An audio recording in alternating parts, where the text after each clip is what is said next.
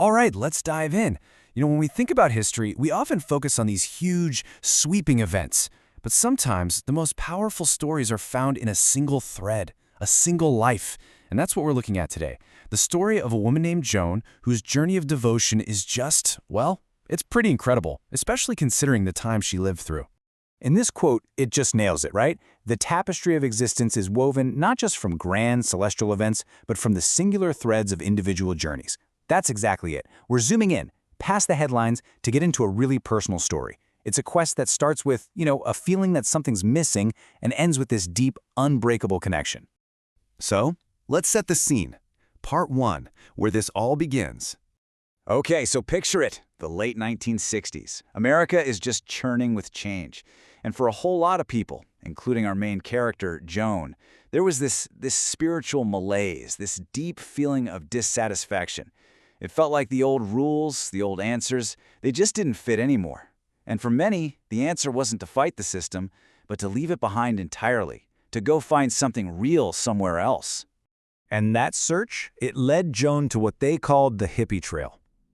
Now, you gotta understand, this wasn't just some gap-year backpacking adventure. Oh no, this was a pilgrimage. It was a deliberate journey to kind of shed your old identity, to peel back all the layers of what you were told to be and to get ready for whatever came next. Yeah, and this image really captures that vibe, doesn't it?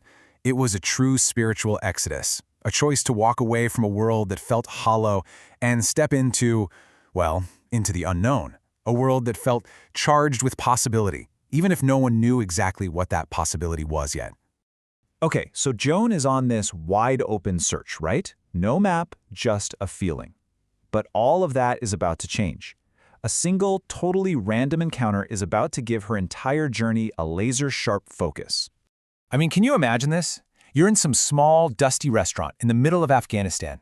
You start chatting with some other travelers, and they're just glowing.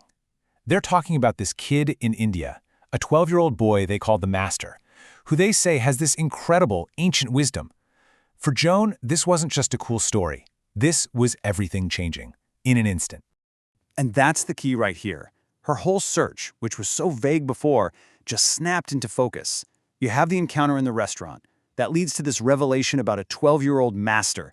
And boom, her path is completely redirected. It's like all her wanderings suddenly found its true north. And that direction was pointing straight to India and to this young boy, Prem Rawat. So she follows that pull. It leads her all the way to the foothills of the Himalayas and to a moment, an interaction that would literally define the entire rest of her life.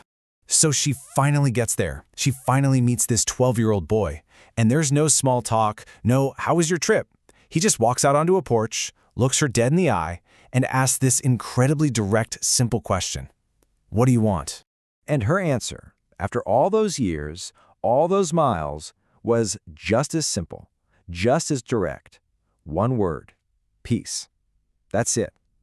That one little exchange, that became the bedrock of everything that followed for her. And then, things got even bigger. Her own personal search for peace suddenly got put on a global stage. A few months later, she's in a crowd in Delhi, and she's watching that same boy stand up and declare his mission to establish peace in the world. For Joan, that must have been mind-blowing. It confirmed everything. Her experience wasn't just for her. It was part of this huge, sweeping movement. All right, so she found what she was looking for, and now her whole role just flips. She's not a seeker anymore, she becomes a messenger, a key player in this whole thing. She gets back to the States, and she basically becomes this one-woman communication machine. You have to remember, there was no big organization or anything yet. This was just her, one person with this incredible, fiery conviction, making things happen. And what does she do? She basically starts this relentless telegram campaign. Think about it. Western Union just sending message after urgent message to India. She's trying to get them to understand there's this hunger for this in America, a desperate need. Every single one of those telegrams was like a little flare shot up in the dark, just fueled by her belief. And guess what? It worked. When Prem Rawat finally landed in LA in '71, the response was insane. Joan's own words to describe it were that people were dripping from the rafters. What a picture that paints, right? Just this chaotic, electric energy, and she was one of the key people who made it all happen. And then it all leads to this peak moment, Millennium 73.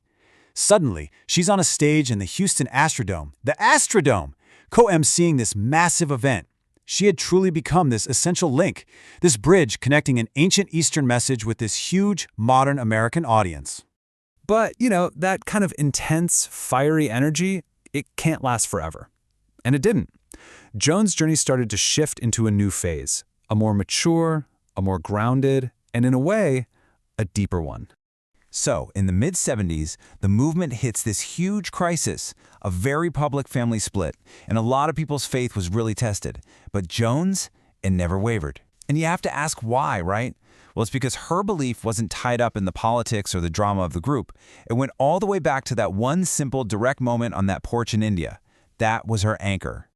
And what's really cool is how she looked back on herself. She had this great sense of humor about it. She'd call her younger self a drama queen, full of that youthful fire. But she saw her older self as having this New York groundedness. The way she expressed her devotion changed. It matured. But the feeling at the center of it all, that never changed. So in her later years, she's living in Woodstock, New York, and she starts to weave everything together beautifully.